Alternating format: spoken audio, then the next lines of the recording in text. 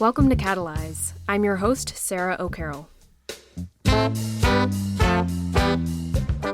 To launch our fall season, I spoke with John Sides, class of '96, on voting this November. John is a professor of political science at Vanderbilt University. His research focuses on political behavior in American and comparative politics. John, thanks so much for taking the time to talk with me. It's my pleasure. Thank you, Sarah. So I first wanted to ask, as a political scientist, have you ever experienced or have you ever predicted these past 3.5+ years? You're one of the authors of the book, Identity Crisis, the 2016 Presidential Campaign and the Battle for the Meaning of America, where you and your colleagues analyze the role that voters' racial and ethnic identities played in Donald Trump's victory. So I'm curious to hear how you've made sense of this topsy-turvy political world, having followed the last presidential election run-up so closely. Well, I think there's things that are normal and things that are abnormal. For a lot of political scientists and political analysts, aspects of the Trump administration, the Trump presidency have oftentimes been very unusual. Trump's approach to governance and the challenges his administration has had are much different and arguably larger than I think traditionally presidents have had. Of course, culminating in impeachment, which is not something most presidents experience. But I think you can see some of those challenges and difficulties and how they've tried to manage the coronavirus pandemic, or, of course, according to their critics, not manage the pandemic. I think it points to the challenges of having a president and many of the president's advisors who don't have a lot of experience or necessarily a lot of knowledge about the public policy issues and challenges confronting the country even before the pandemic. At the same time, some of the things that have happened have been consistent with and normal relative to what we think of as the baseline in American politics. The extent of partisan polarization that we've seen between Democrats and Republicans, including in their views of the president, but also in terms of how the parties in Congress have worked together or not worked together. Those kinds of things are very much continuations of a trend or continuations of a pattern. And I think we're also seeing right now with Trump, his approval rating has declined over the last several months, which is very much consistent with the typical pattern when the president confronts national problems and crises and can't easily sort of or effectively respond to those problems and crises, then there is a segment of the public that holds the president accountable for that, fairly or unfairly. Some of the challenges that the president is facing in getting reelected reflect just the challenges of being the president in the middle of a recession and a pandemic. And I don't think that's, as unusual as Trump is as a chief executive, I don't think that what he's experiencing right now is anything all that unusual. And surely a lot of us did not predict a global pandemic of this scale to occur in 2020, among many other crises we've seen take place this year. But based on your research and observations, do your findings from the book help us predict at all or understand what might happen in the November election between Trump and Biden? Yeah, so I think there's several things that are going to most likely have parallels between this election and the last. I mean, one is that you're going to see a lot of strong partisanship. The vast majority of Democrats are going to vote for Joe Biden, and the vast majority of Republicans are going to vote for Donald Trump. And in fact, this kind of partisan loyalty is, arguably put both a floor and a ceiling on what we can expect in terms of the percentage of Americans who approve of the president, the percentage of Americans who vote Republican or Democratic in a presidential election. Without that kind of strong partisanship, Trump's approval rating might have fallen even further, or Joe Biden might be able to win an even larger percentage of the vote. So I think that's a very consistent feature of American elections generally, but of the last two cycles in particular. One of the other things that we talk a lot about in the book, and this is why it's called Identity Crisis, is because, the 2016 election, there was a lot of the politics of that election that focused on issues around racial, ethnic, religious, and national identities. So debates around race and policing, debates around immigration, for example. Both Trump and Clinton contributed to that discussion because they both talked about those issues. But of course, much of that attention and a lot of the controversy came in response to things that Trump said in talking about those issues. So I think one of the things that you can see already in 2020 is that without the ability to sort of promote the country's economic health, which was what I think he originally planned to do.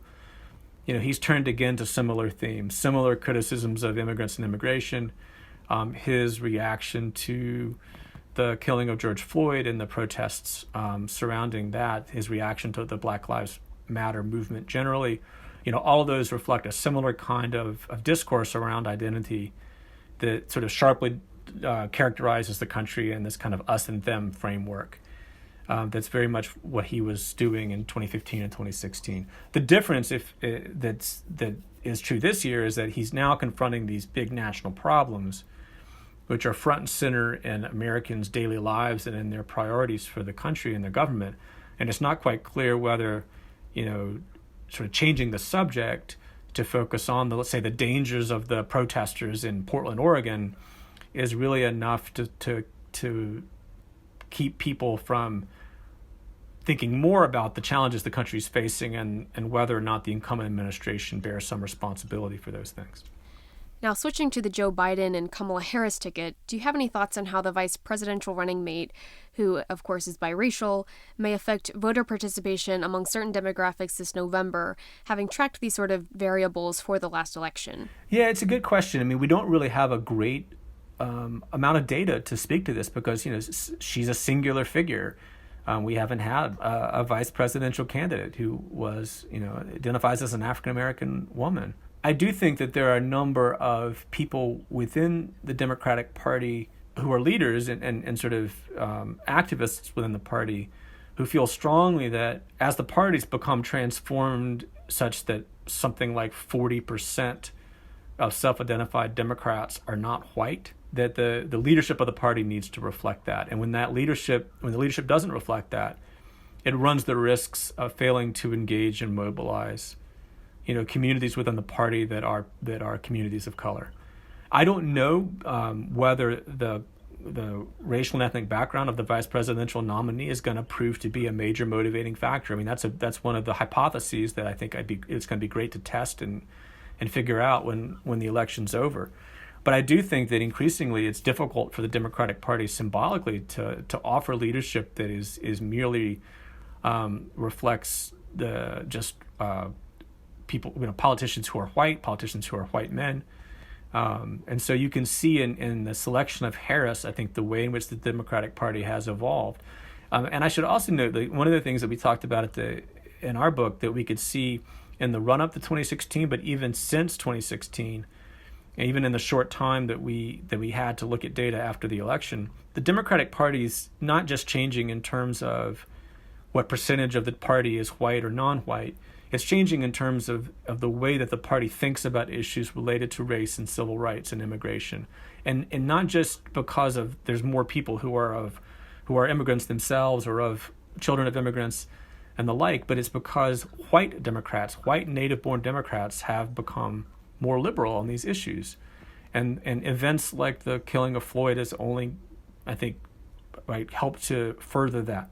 So I think if you look at the attitudes of white Democrats now compared to where they were 20 or 30 years ago, they're just simply much more consistently liberal and progressive on issues of civil rights. And so to some extent, the selection of Harris, reflects a set of values that are shared not just among Democrats who are people of color, but among white Democrats as well.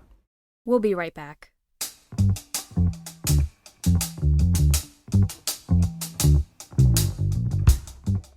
This fall, starting next week, Morehead-Cains will share their thoughts and experiences on a range of topics, including managing financial debt, parenting during a pandemic, and how to design a meaningful gap year.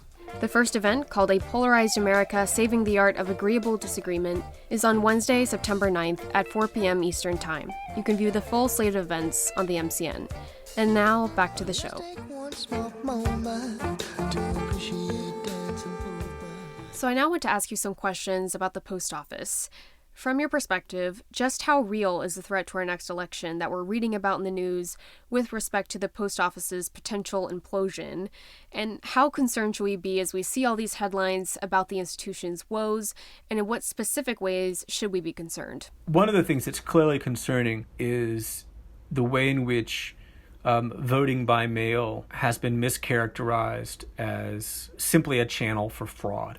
there's just simply very, very little evidence of any kind of voter fraud, whether that's people misrepresenting who they are and voting in person, whether that's people stealing or otherwise trying to sort of fill out absentee ballots or mail ballots, in ways that obviously don't reflect who they are or the fact that they might be ineligible to vote. So there's really, all of these things that seek to sort of place restrictions on voting in service of preventing fraud are mostly solutions in search of a problem.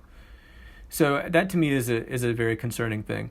I think the other thing that's concerning is that there's a lot of a lack of clarity around the distinction between different kinds of mail-in voting.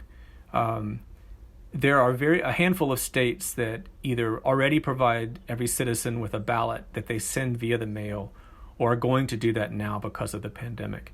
The vast majority of states do not do that.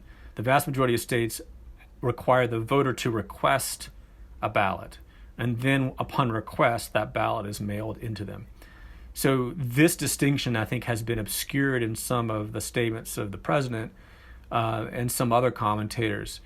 The system of requesting a ballot and having one sent to you is not anything controversial. The president requested absentee ballots to vote in Florida. We need to be clear that when we're talking about voting by mail in the 2020 election, mostly we're talking about a system of absentee voting that's been in place for a long time. It's nothing new.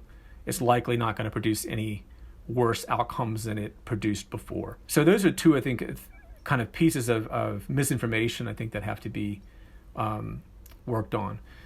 The issues around the post office, to some extent what this reflects is a central challenge in the way that America administers elections. We administer elections largely by delegating authority to states and to localities to make decisions, and the states and localities can make very different decisions depending on who the policymakers are in those states. The situation with the post office is the rare opportunity, therefore, for the federal government to get involved in some form or fashion. And here, again, I think this should not be a difficult issue or problem. The Postal Service has the capacity to deliver the mail that is currently, like the current amount of mail volume that we have in this country, and they have the capacity to handle additional volume that might come from ballots. Anything that places that at risk is at risk of denying some Americans their, democratic right to express their choice in an election. At the end of the day, how many ballots would likely be affected and with what impact if the Postal Service were to continue with these restrictions, it's unclear. Would it be enough to decide the fate of the election? Probably not. But even if it doesn't, it's still a challenge and still a problem just from the standpoint of I think, the principles and ideals that we should aspire to as a democracy. One of I think the things that I think of is most harmful about the way we discuss voting in this country is this presumption that anything that we do to make voting easier automatically benefits Democrats. And the political science literature has not shown that to be the case. We have had states move to all-mail elections, states like Oregon, and it has not produced some sea change such that Democrats get more votes and win more elections. Most election reforms don't have those kinds of large partisan consequences. So I think a really useful thing for the country would be, right, for us to sort of, both Democrats and Republicans to sort of come to understand that that's the case. And we could then maybe build a broader coalition around a set of policies at the local, state, and federal level that might make voting easier without politicians fearing that they're going to lose office as a consequence of it. So even if some of the potential problems we're reading about, such as the concern about capacity, are not as well understood as they could or should be, are you worried about the sort of net effect that this overall sense of confusion and even distrust of the Postal Service as an institution may affect voting come November? Yeah, I would say that I think the concern that I have is not specifically that this affects trust in the post office per se, But this just affects trust in the American electoral process generally. All of these controversies, for people to fear that the outcome is illegitimate or to believe that the outcome is illegitimate. And I mean, the worst case scenario, I think that people are entertaining, and this gets back to your questions about what's been unusual about the Trump presidency, is that Trump himself may not acknowledge the election's outcome as legitimate, and may use these, this kind of misinformation about vote by mail or absentee voting to suggest that if he loses, that this was somehow the result solely of fraud and he is the true winner. And democracies depend to a large extent on the consent of the losing candidate and the losing party, so that you can acknowledge that loss and then live to fight another day in the next election. And when democracies sort of fail to get the consent of the losers, right, that's when the risks of actual violence or conflict increase. So what I worry about when we have these debates and about the role of the post office and all of that, I worry that it's creating a fear of the American and a distrust in the American electoral process that's not warranted. I don't necessarily think that means people won't vote. I mean, I think they vote for a lot of other reasons, but I do worry that when they don't think their vote's going to be counted, or when they think that when their side loses, it's because the other side cheated. That's the stuff that concerns me the most. I want people to have the confidence that the system can work well. I want the system to be reformed to increase that confidence, and I want people who don't win to acknowledge that the reason they lost wasn't because the other side cheated. That would be the ideal world. I'm not optimistic that's going to happen anytime soon, but that's the concern that I have when I see the sort of fear, the fear that some politicians have tried to instill around mail voting and stuff like that. And what would you say about the value of a vote? In 2016, Colin Kaepernick said it would be hypocritical of him to vote with this idea that the system is so flawed and oppressive to begin with, particularly with respect to Black Americans, that participating in that system through voting would not be a good use of time. In contrast, we have Representative John Lewis, who is a true champion for voting for many. So I just want to hear from you, in a post-Citizens United versus Federal Election Commission world, to what extent does a single vote matter? There are people who may choose not to vote, because of their sincere sense that the system, has ignored them. And, that's a political statement in its own right. And we have that right as citizens, right? We have the right to use that abstention, right, as a way of communicating voice. And I think there are, of course, justified concerns with the electoral and political system that we have. The way I interpreted Congressman Lewis's remarks and the sort of record he built over the course of his life was that it's a belief, first and foremost, fundamentally in the right to vote. And so this opportunity, right, needs to be legally protected and not constrained or limited in a variety of ways. And so I think, that is, one thing that, I would say if I were talking to students, is I'm not going to sit there and pretend to tell them that if millions and millions of Americans vote, their one vote counts in the sense of determines the outcome of the election. That's clearly not going to be the case. But the extent to which groups within society do or do not have that legal right has a tremendous influence on the extent to which their concerns are heard and to which government is responsive to their needs and problems. And there's lots of evidence for this, that politicians are more responsive to groups that vote in higher numbers. And so I think part of the message has to be, not that the system is perfect and not that your vote picks the winner, but that collectively, when you and people who share your goals and values participate in politics, it increases the likelihood, right, that you're going to be listened to and you're going to get a response. You're going to get a set of public policies that benefit you. And that's why I think that the value in voting oftentimes comes from your small contribution to that overall process, rather than your, arguably infinitesimal contribution to who wins the election.